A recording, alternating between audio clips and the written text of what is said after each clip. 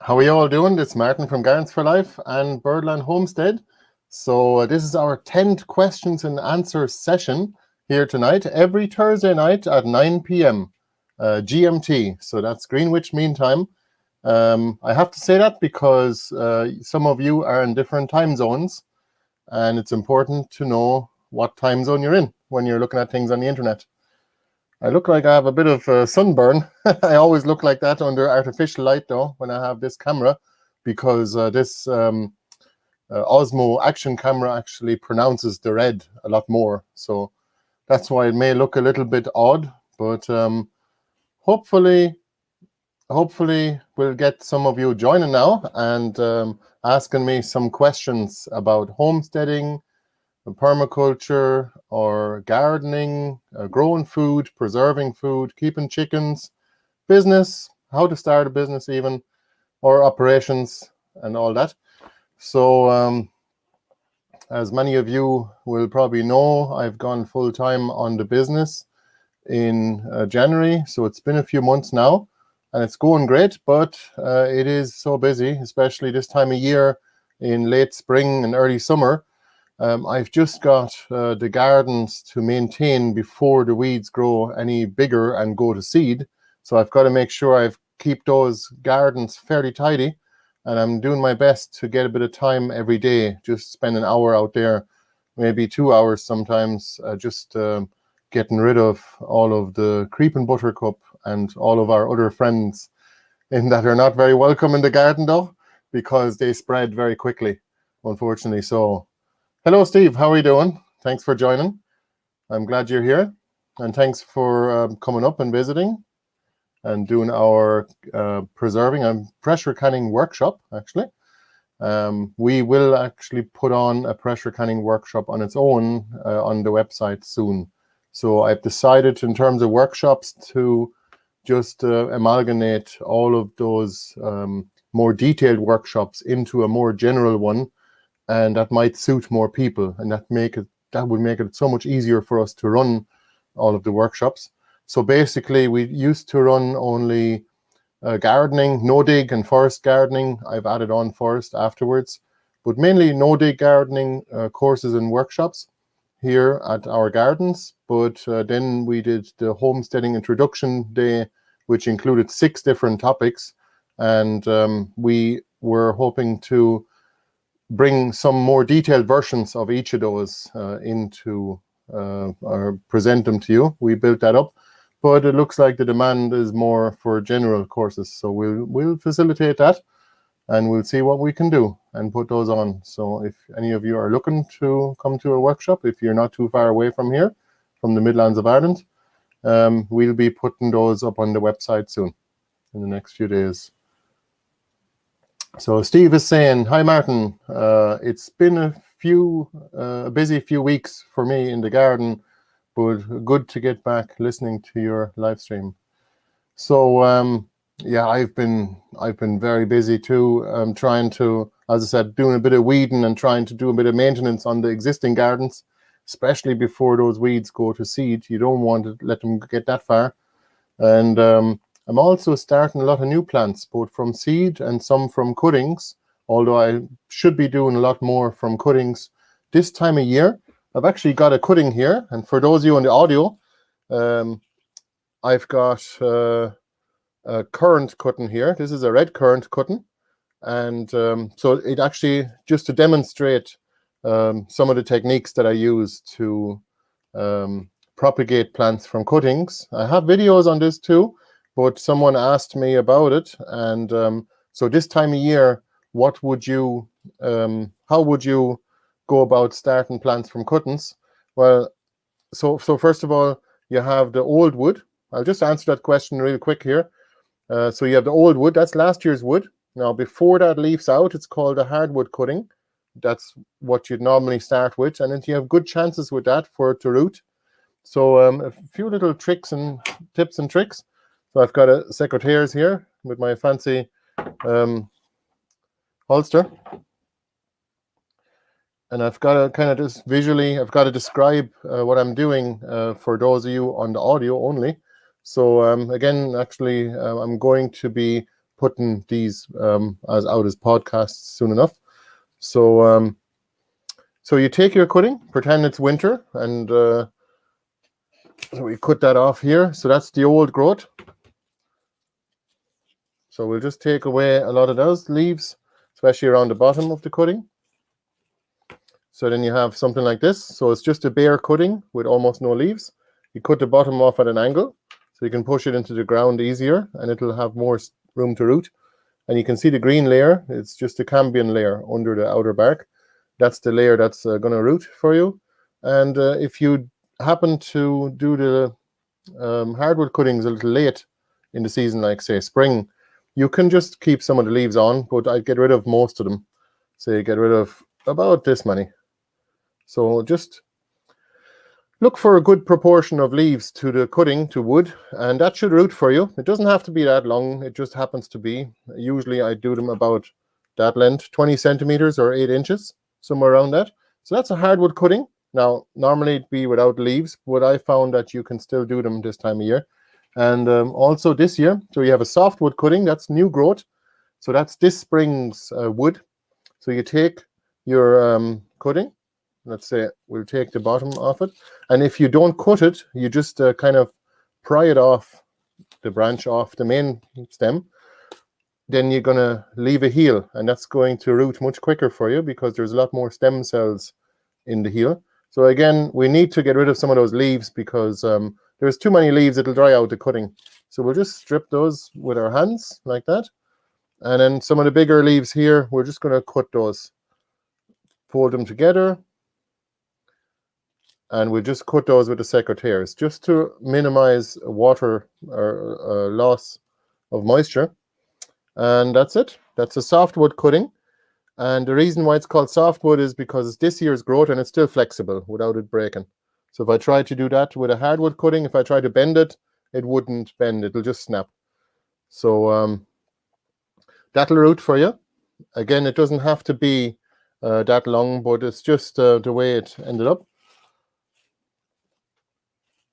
So again, later in the season, after midsummer, there is a 6-week period when all of the woody plants, basically bushes, shrubs, and trees, have their softwood actually go to turn hard into semi-hardwood, and then by winter they lose the leaves, and it's called hardwood after that. So again, it's the same procedure actually for semi-hardwood as well. So you can do cuttings any time of the year. It's just September, probably October, November, I wouldn't recommend doing it because they might go rotten. So just to answer those questions about cuttings. Now I see here Steve has a question. Can the same be done with raspberry canes, like what you have done with the red currant? Well, I found that it works sometimes, but it's not really worthwhile because the success rate is only 50%. So with raspberries, I would prefer to just let it root sucker, as in the roots of a healthy raspberry plant are going to spread, and then it's going to come up somewhere, hopefully not too far from where you planted the original plant, and you can then just let it grow first and then separate it if you want to move it. So raspberries are great, but they're the most weedy plant in the garden, I found. Because they just spread via root suckers, so you don't know where they're going to pop up unless you put in a root barrier, which would block it, but that would be too much hassle. So raspberries also get spread by the birds, by them eating the berries and then spreading them everywhere with their poop. So raspberries, unfortunately, I actually sometimes just take them up in some parts of the garden, at least the ones that were just planted by the birds, because I don't know what kind of variety we're going to end up with those. But at the same time, in a lot of parts of the garden, I would just let the birds seed away, and it'll work fine. And then some of those become new varieties. So that's going to be really interesting to see. This year, we are going to end up with copious amounts of berries.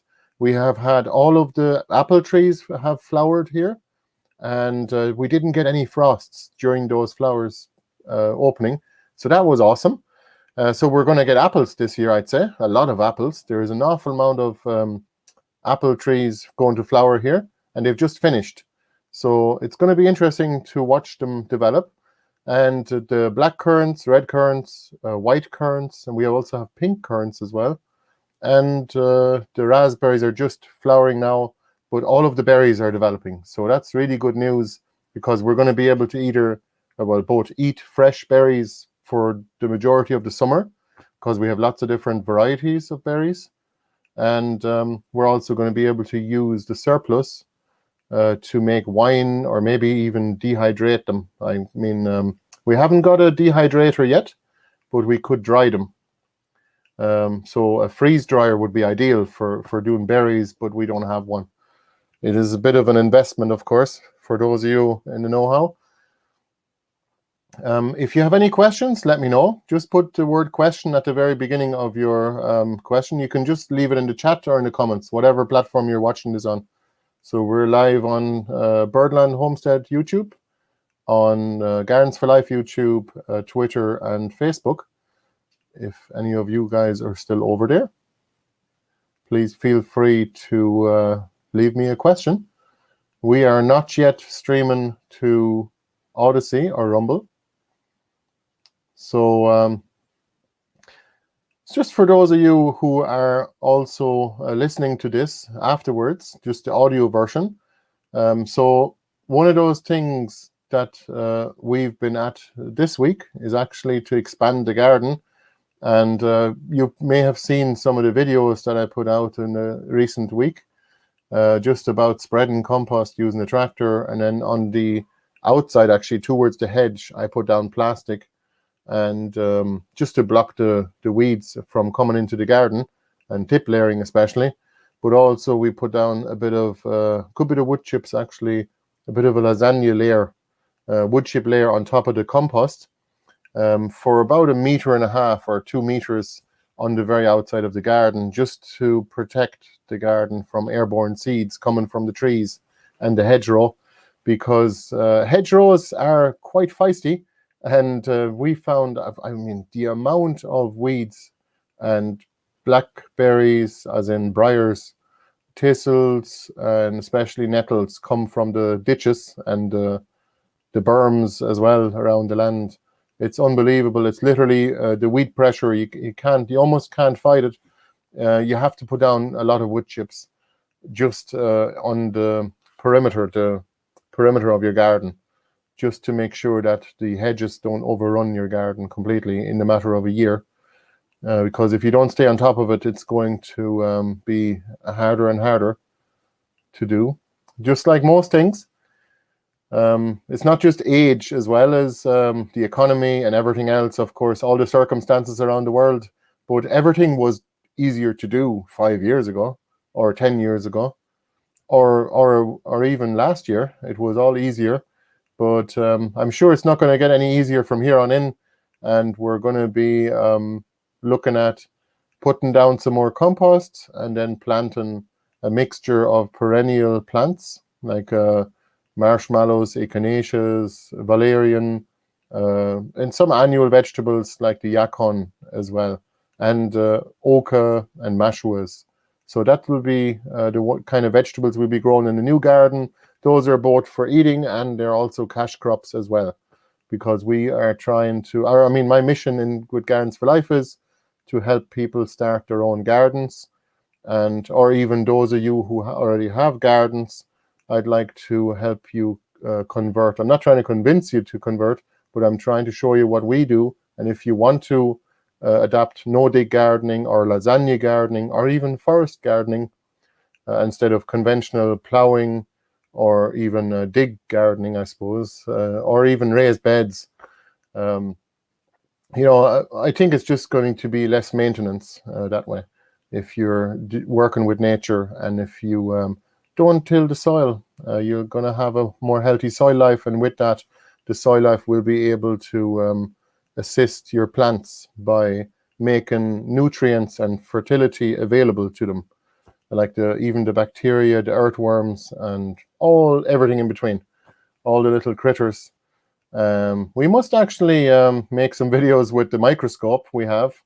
We have a little USB microscope, and it's quite fascinating when you put it to interesting when you look at soil with it, and we found that, of course, at first mushroom compost, when you get it delivered, it's sterile, and in most places, the big farms, you have it steamed as well, so there'd be no animals in it, no soil life at all, and there'd be no weed seeds in it. So that's why mushroom compost is good, because it is actually, with topsoil, you can often end up with loads of weed seeds in it, because when you dig the soil up, of course, you're going to dig up old weed seeds that were in the soils for decades, just waiting for a chance to come to the surface. Disturbance is usually what nature uses to restart and reinvigorate an ecosystem. Even whether it's something like a forest fire, sometimes a forest can only survive if a forest fire happens and burns down the older trees, and then the new trees can actually grow. So they're actually, that is the way nature does it in a lot of places. And one of the things I actually wanted to talk to you about, I had a question here about our water filter. I had mentioned it in one of the videos, I believe. And so we got a water filter now. We already had one before, and it's a ceramic one, but this one here has activated charcoal and ceramic in it. And it's the Berkefeld, the British Berkefeld, which is actually it's less than half the price of a Berkey from the US. And the Berkey is a little bit too expensive for me now. It's 450, but this one here is like 160 or something like that. That includes the filters. And you can, it's a stainless steel filter for the kitchen, basically, a gravity filter, 8.5 liters of water you can send through it, or that's what it holds, the capacity. That's about a day worth of water in our household for 5 people. And I'm actually just drinking some of that water here now. It's definitely more neutral after you send it through it. We don't drink tap water. We don't drink store-bought water or any kind of bottled water from the shop. We might, like, if we get stuck, but we have found that there's actually almost no flavor. You don't really feel like you're being refreshed when you're drinking a bottled water like Ballygowan or whatever, any of those brands. So we found that getting from a local spring, it seems like the water just refreshes you a lot more, and there is somewhat a flavor in it too. But after sending it through the filter, it is a little bit more neutral. There is less flavor in it. I can't really describe it. I don't know if the filter removes the minerals, but we do eat plenty of sea salt with our food anyway every day, so we're sound for minerals. And I highly recommend you definitely eat a bit of sea salt every day, even despite what they tell you that salt is bad for you, because sea salt is not bad for you. So I see we have a few more people joining. You're very welcome to this chat, and thank you for joining today. So if you have any questions for me, please let me know in the chat. And the conversation is driven by you, by my audience, and you can ask the questions in the chat or in the comments. How are we doing? How are we doing, Philip? So I answer questions about anything that we do. As many of you might probably know, that we have been putting out videos for years now about gardening, growing food using no-dig gardening, lasagna gardening, forest gardening. We're transitioning all of the gardens into basically, from we don't do conventional gardens anymore, like dig gardens or raised beds. But all of the gardens are no-dig gardens. That's the way they start out in the first year. And they usually are full of annual vegetables and some perennials interplanted, mainly to attract beneficial insects, like insectaries, as in plants that flower for a very long period of time during the summer. But then in the second year, we usually end up planting a few more perennials in there. And I can't help it. Perennials are just so much better. You can even get most of the vegetables as a perennial as well.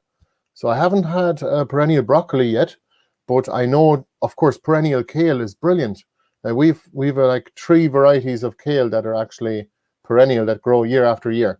Although Portuguese kale doesn't really make it through year 3 or 4, it's best to replant it from seed after that, or from a cutting.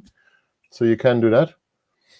So Philip here saying, how are you getting on with expanding your garden? I need to catch up on videos. Had a great time out there with you. So the garden is so we are expanding the garden, and we have been putting down probably about 20 tons of compost so far. A lot of the compost that I had from a year and a half ago was so overgrown with grasses that I couldn't use them yet. It was a bit of a waste because the tractor had to kind of push away a lot of that sod, and we got in at some of the good compost in the bottom. So I might just have to tarp a couple of other piles that I have there of compost. I have to tarp those for the summer, and then we'll use it later. We still have another couple of piles of 6-month-old compost. So we'll use that for now, and we'll see how we get on with the other stuff. I'm sure I'll be kept busy with what space we have established or reclaimed of nature so far. So I'm just going to flatten it all out. The compost is already in place, and I have established a border just for you, Philip. I'm just going to explain it. Around the border of the new garden, I put down some plastic that was already there. I just moved it on to the weeds that were beside the garden so that those don't creep into the new garden. And we put down compost in the whole new garden everywhere, and then put some wood chips along the edge. Let's say maybe 1.5 meters wide, a good thick layer of wood chips, just for things to not tip layer into our garden, or at least to make it harder for other plants to come in. So it's kind of two layers of security there. So and ask me how I know why you need that, because the hedges and the ditches and the berms around here just constantly trying to come back, and basically, the weed pressure just keeps increasing from the borders or from the edges of the garden, and rightly so, because the edges are always the most fertile and also the most biodiverse. Any two edges between two ecosystems, even on a micro scale, like a field and your garden, for example, at the edge of those two systems, and a garden is a system. It's not really an ecosystem, but it is a man-made idea. And the idea is that you got to protect your investment and just put a little bit of a barrier around your garden, even to stop the old slugs, not make life any easier for them anyway. So I've often been asked about slugs, what we do about them, but if anyone's interested, I'll let you know. But I've already answered questions about slugs in a previous episode of our questions and answers sessions. So eventually I'm going to put these 10 questions and answers sessions that we have so far into audio format, and I'm just going to put them out there for people to download. And I found that, of course, for myself, actually, I've been listening to podcasts for 9 years now, and I found that podcasts are awesome because you get to not just listen to music all the time. That kind of gets repetitive after a while, but listen to people that are actually interesting, and people that are doing something that you might want to do and that you might want to listen to also, instead of regular old radio, which doesn't really do it for me. Let me see now. So I see here, so Philip says, my nephew gets upset with me when I put Guinness in the slug traps. Well, that is blasphemy. I like Guinness a little bit. Yeah, it's not bad. I wouldn't drink the kind of quantities of it like other lads do, but I would definitely switch to a lighter beer after that, as in not lighter in alcohol, but lighter in flavor. It just fills you up too much. Recommendation column. Well, it depends on what you're into. So I listen to a lot of different podcasts. For example, Jack Spirko's Survival Podcast is very good. thesurvivalpodcast.com. I've been listening to him weekly. He does a podcast every day, Monday to Friday. But I've been listening to him at least one or two per week for the last 8 years of him. and his topics are very diverse. It's mainly homesteading, gardening, growing food, storage of food, composting, and all the tactical and practical stuff in it too. So all about society, current affairs a little bit. He does an episode every once in a while, just to get the word out there, like as in. But a lot of those staples, the staple episodes, as in the kind of evergreen information, any kind of information that's still out there year after year, that you can still listen to years after he puts them out. It's all still there. He has 3,500 episodes. So I'd highly recommend him. Living Free in Tennessee. She has also Nicole Sauce. She has some good interviews that she does. It's usually called, I think it's Tuesday Live Chats, or Tuesday. It's Tuesday Live Chats on her website that are the most interesting to me and the most worthwhile listening to. And it's handy because actually, look, we just have a little MP3 player. I don't even need to use a smartphone for this. I just download them onto a little MP3 player. This is a SanDisk one, and they've gone up in price actually. They used to be like €40. They're now 55 or something like that. But they're great because you can put, I don't know, 100 hours of podcasts on it, and you can listen to them with your headphones while you're gardening out there. You don't necessarily have to be carrying the big old smartphone. That's the main reason why I actually switched to this kind of phone. Hang on, where is it? It's hidden under all the current cuttings. Just a regular old flip phone, and it's just handy because you can't break the screen in it. Although I did manage to do it once, but I keep it in my pocket, and it's easier to just do a bit of gardening and to do work around the homestead as well with a small little phone in my pocket. I don't like having a giant smartphone in my pocket and then having to worry about minding the screen all the time. Yeah, Colin, so it was, I could put in the link, but Living Free in Tennessee is one podcast with Nicole Sauce and Jack Spirko at the Survival Podcast. Those are very good for all things liberty and basically just homesteading and all things that are more about self-reliance and all of that. And even starting businesses. Actually, Jack Spirko was a great mentor of mine. Now, I actually, I wasn't hiring him or anything like that, but he was a great mentor to me, as in from all the information that he put out about starting businesses and how to go about getting a customer base and how to do all those things, all those principles. Brilliant, absolutely brilliant. Anton Kreil is good too, but that's more of a stockbroker kind of person on YouTube. Jack Spirko would be better if you type in business into his website. You'll get some interesting recommendations there for episodes. So let me know if you have any questions. So, well, Philip, I actually had made stout before, and it as in homebrew, like from a premium beer kit, like a 3 kilo beer kit, and I'd highly recommend it. It's very good. Stout is good. You can make any of them. There's no difference in it. Any type of beer at all or cider works fine. It's the same procedure. So tomorrow we have a winemaking workshop actually, and that's booked out now anyway. And we're going to be making country wine tomorrow evening at our homestead. So I have a question here from Steve. Do you have many long-term plans for your site, and do you make plans as the weeks go by?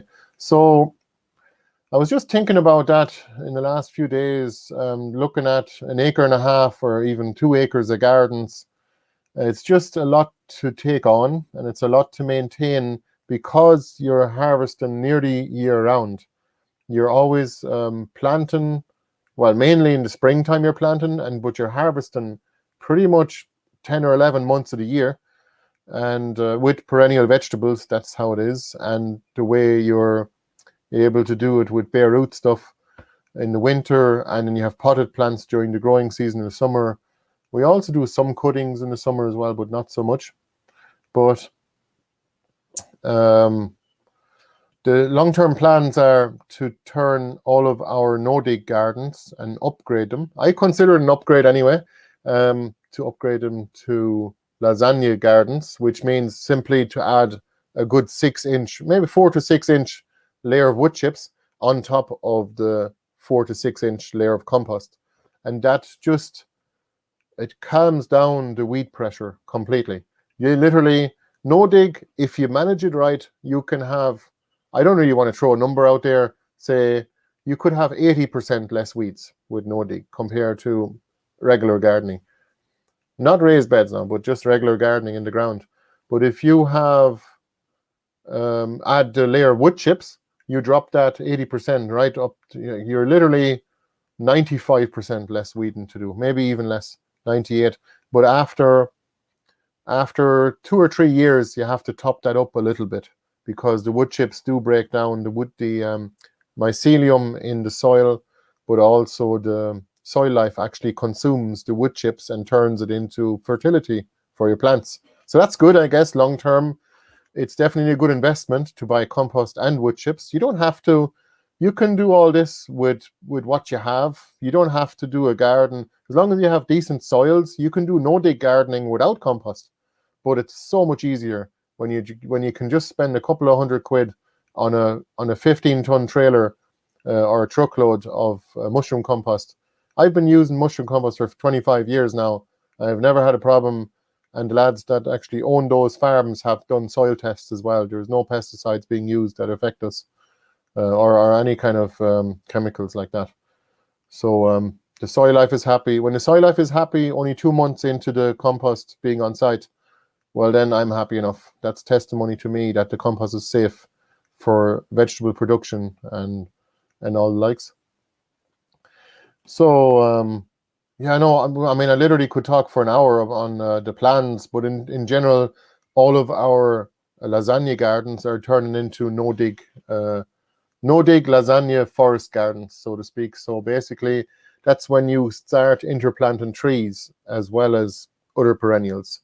So not just herbaceous perennials and berry bushes, as in herbaceous perennials are just plants that grow year after year reliably, like marshmallow, echinacea, whatever, any kind of plants like that, valerian. Those kind of plants will grow, but they will die back to the ground in the winter time, and then they come back from the ground up. So those are herbaceous perennials. Then you have berry bushes. Well, that's the obvious one. I don't need to explain those, but you do have to trim those back quite hard every once in a while, every year or two, because otherwise you don't get much fruit off them, especially currants and the likes. As I said earlier, this is a green wood cutting or a softwood cutting, and this was last year's wood. But currants, for example, most berries and maybe even trees make flowers and therefore fruit or berries on last year's wood. So except for primocane raspberries, they are able to make fruit on this year's wood and again on the same wood next early summer. So we have all the raspberries being, the flowers are just developing now and they're opening up. So it's going to be interesting to see how many raspberries we're going to get this year. I don't really bank on raspberries for an early crop because the birds are stuck for food in early summer, especially when they have their babies. They need those raspberries. That's fine. They can eat them. We'll have a few. The birds can have whatever they like. They can take whatever they need. But in late autumn or in September, for example, onwards, we have a massive raspberry crop, and the birds are not really interested because there is so much else in the hedgerows. So like elderberries and slowberries and that kind of thing. Plenty of food out there for them in the autumn, and hawthorn berries, of course. So let me see here. So again, I'm thinking of just making all the gardens, covering all the gardens with wood chips anymore. Now, that's not beneficial if you want to grow nitrogen-loving plants that need a bacteria-based soil, like greens and annual vegetables. They don't really work properly. I've done in the early days, I even have lots of videos from 4 years ago, or even 5 years ago, from the wood chip island. For those of you who want to look up the videos on our channels, the wood chip island, or on our website, you can check it. We covered the entire Nordic garden, 600 square meters, immediately with 6 inches of wood chips. So a good bit of wood chip. So you have to dig down to plant your plants into it, and close the wood chips again on the top. And things grew fine. It was okay, but I don't think it was worthwhile growing corn, for example, in the second year. In the first year it was okay, but the wood chips don't really eat up all that nitrogen that's in the mushroom compost below, as long as you don't mix the layers. This is the big conspiracy, or whatever, false information out there, I guess. Wood chips rob all their nitrogen in the garden. Well, that's not really true, especially if you don't. First of all, you put the wood chip layer on top. Where do trees fall in nature? Where does branches end up, and leaves, especially in the autumn, of course? They end up on top. Same as manure. That's the only place where it ends up. Everything, nature always mulches everything from the top. So you got to think of it like that. And if you take, for example, wood chips, you put them on the ground and you don't mix them with the soil below, well, then they're going to be fine, and they're going to break down slowly, and they're going to enrich the soil below, and they're going to protect the soil as well. In the winter time, it's not going to be too cold. It's kind of like a blanket over your whole garden. But in the summertime also, the wood chips actually prevent the sun and the UV rays from hitting the soil directly and drying out your soil. And our soil had gone so dry that it cracked. Even the soil and the no-dig beds as well, or no-dig grow spaces. Even in 2 weeks of sunshine here, of dryness, we had just rain here in Ireland from last July until about a month ago. And now we're glad that the land is drying up again. But now we're dealing with the summer, and we had some rain today and the other day. It's not too bad. It could be worse, but we're going to cover the whole lot with compost and wood chips. And if you put down a compost layer and then your wood chips on top without mixing it, don't worry, there'll be plenty of nitrogen for years to come. I don't think your plants, even in 5, maybe even 10 years from now, I don't think you're ever going to have to add more nitrogen to your garden if you put down enough mushroom compost in the beginning. So a well broken down mushroom compost, for example, 4 inches would be, I would consider, the minimum to put down, say, a 3 to 6 month old compost at the very least, 3 months old.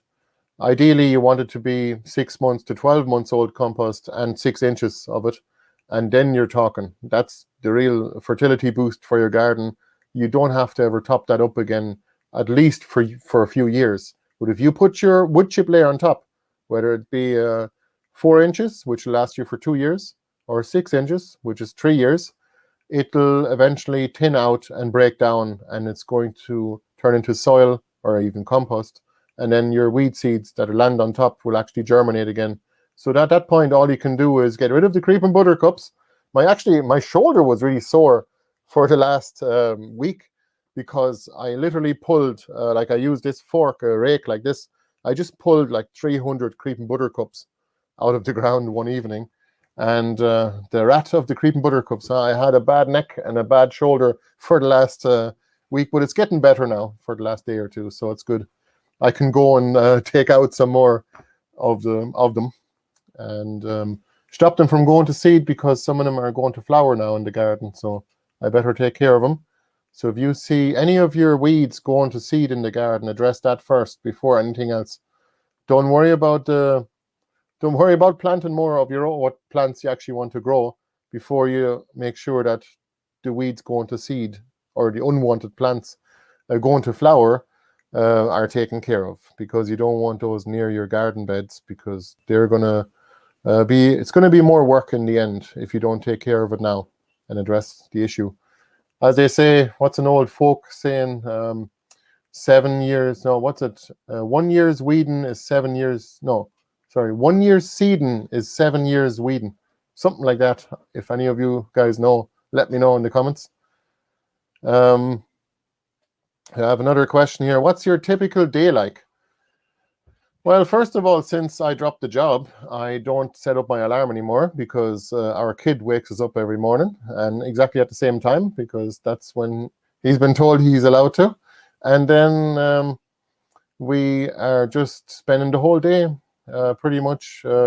I spend most of the day with my son and I'm able to do home education as we go every day and teach him a whole bunch of stuff about a whole wide variety of topics, which I couldn't do before in a job because, needless to say, for most people who have a job that you have to go somewhere and do something, well, then you can't bring your kid, obviously.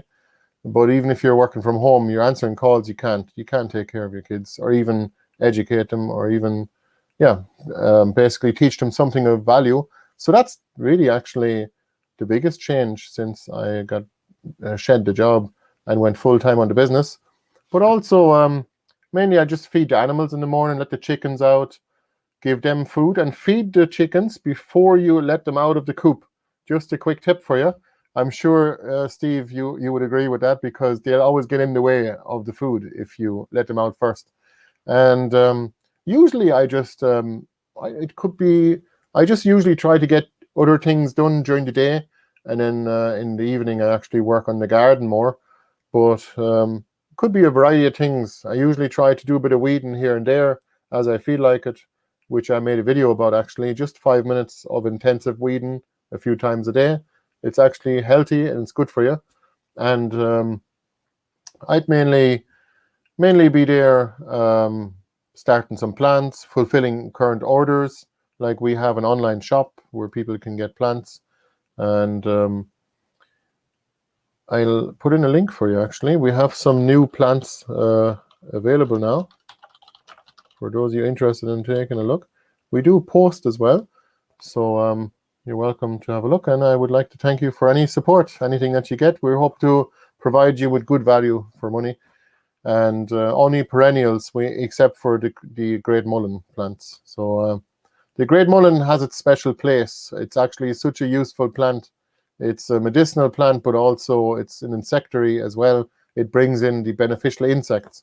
And I just like the idea of it because it was around since way back when. It was one of those plants that was used during Roman times, during medieval times, and even yarrow. I mean, I've been studying a little bit of ethnobotany, so how plants played a role in the history of humanity. And if you'd like to look up a fella, what's his name? Wolf Dieter Storl. I put it into the comments, actually. And he's a German fella, lives in the south of Bavaria, the north of Alps. Storl, I think it is. I don't really know how to spell that properly. Look him up. Ethnobotany.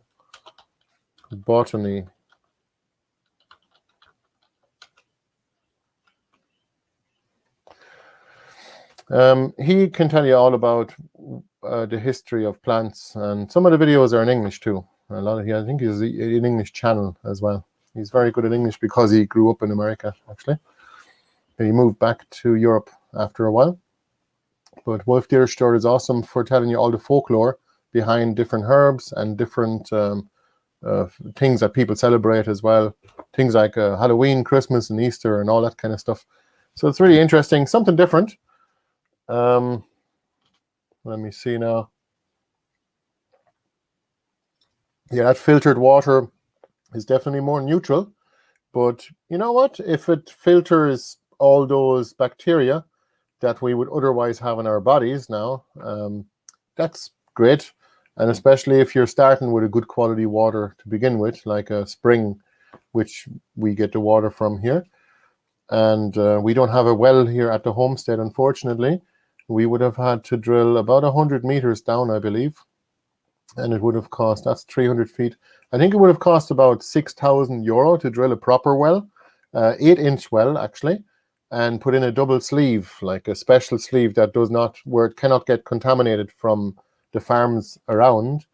And definitely I would highly recommend getting it done properly instead of just a regular old 6-inch well. But again, a 6-inch well costs you 3,000, but it could become contaminated. So, and apparently a large percentage of wells in Ireland that have been drilled with the old way, not the proper way, they are contaminated.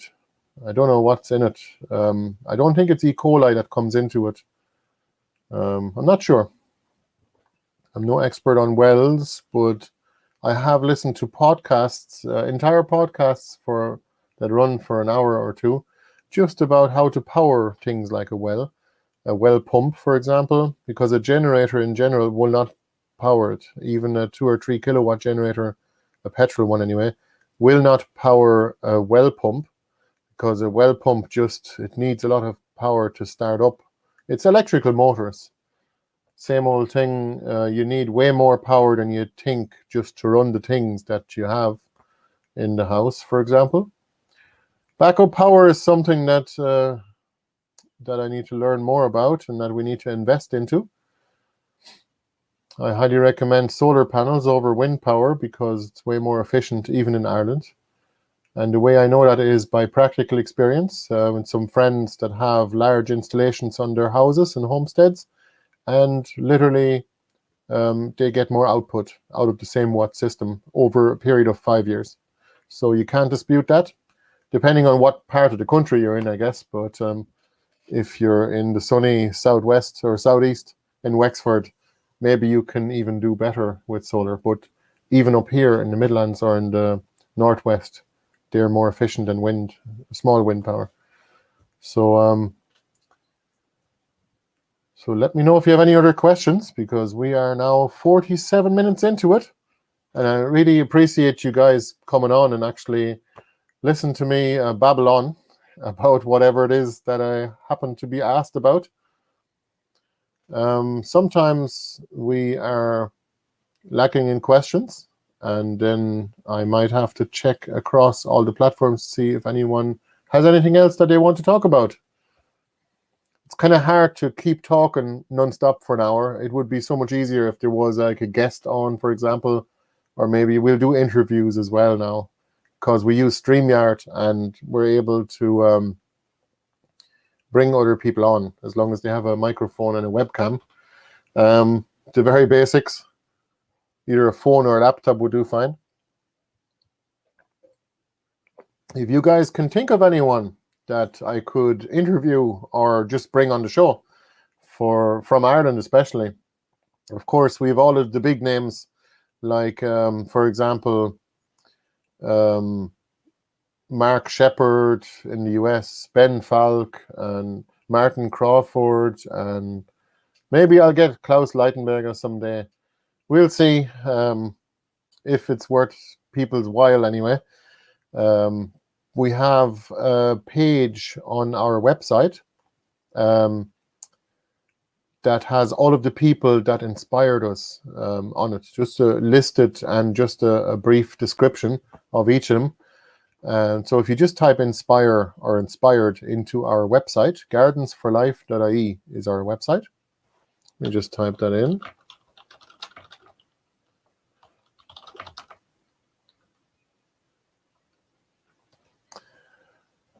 And you'll find lots of people that have done basically what we do around the world, but on a bigger scale. A lot of them are more specialized than we are.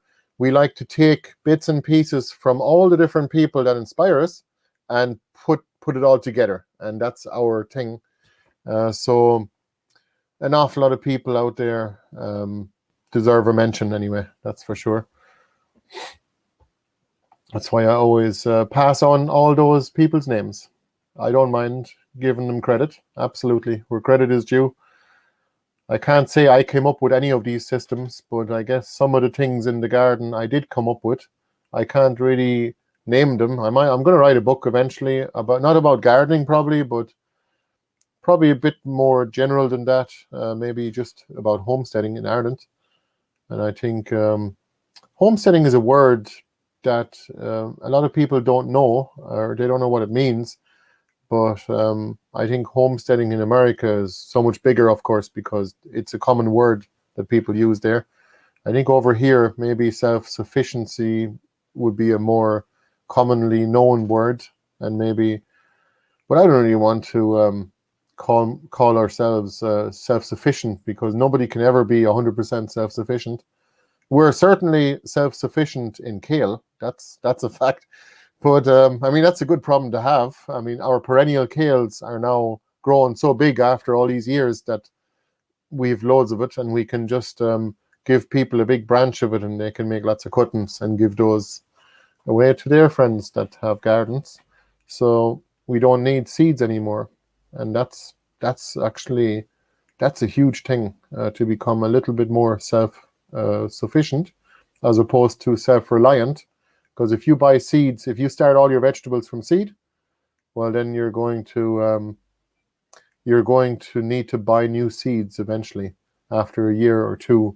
You can't store seeds forever. It's hard to store them for longer than 2 or 3 years, because they become less and less viable, and you don't know if your seeds are still good after storing them for that long, until you try to start them up, until you try to germinate them. I had a lot of seeds that didn't start this spring now, so I'm going to discard those trays now. It's not really a lot of work to seed those trays up, but they also take up a lot of space in the greenhouse. And if they don't go after, say, after 4 weeks or 6 weeks, if they don't show any signs of life, unfortunately, I have to discard them, and I just dump out the compost with the seeds in them. They may have been still viable if the conditions were perfect. A few weeks ago, we still had cold weather in the evening and at nighttime, so a lot of the seeds I started didn't germinate because they need more constant temperatures.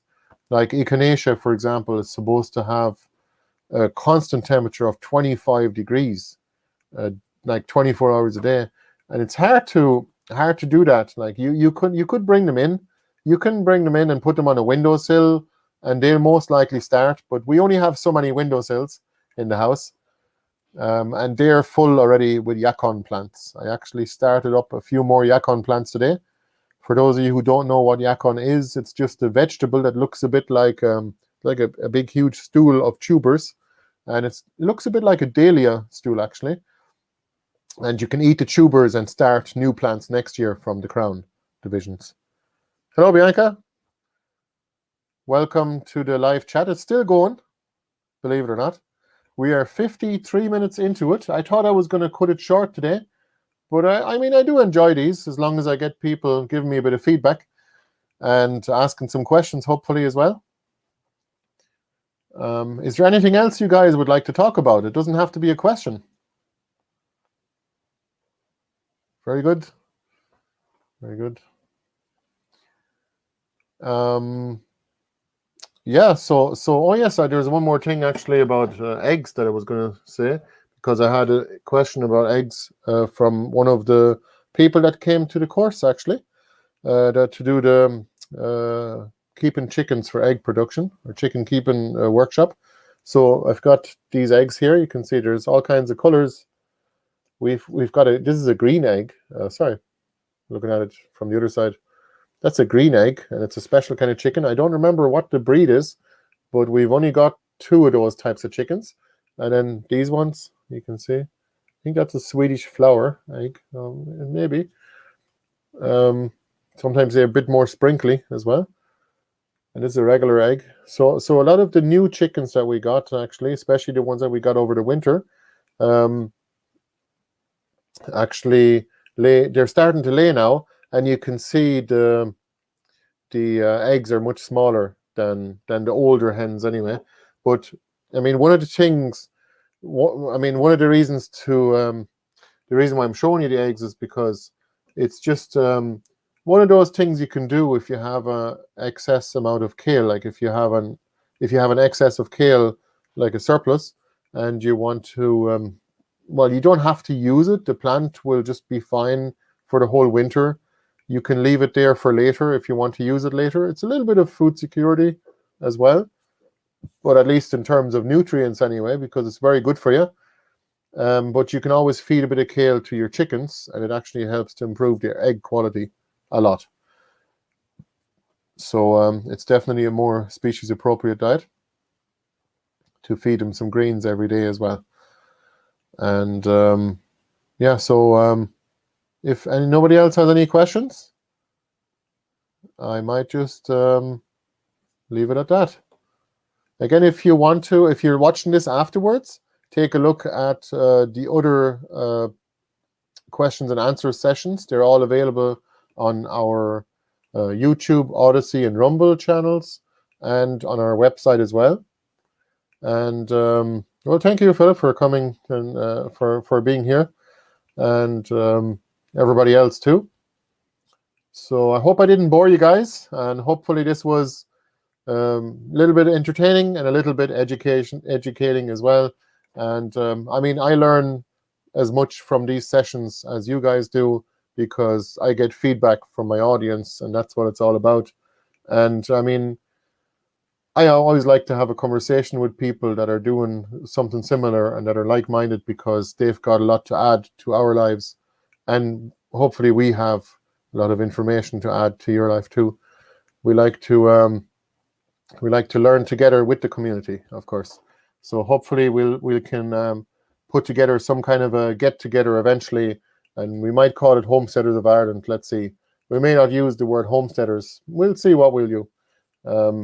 Mainly it's, we could call it producers maybe. Let's see. But anyway, if you want to support us, you can buy something from our online shop, which is just gardensforlife.ie/shop. Or there are also events as well. And we have a Patreon page and a members page as well. You can find all these from our website. Thanks for joining us, Elizabeth. And we'll see you next time. Bye-bye.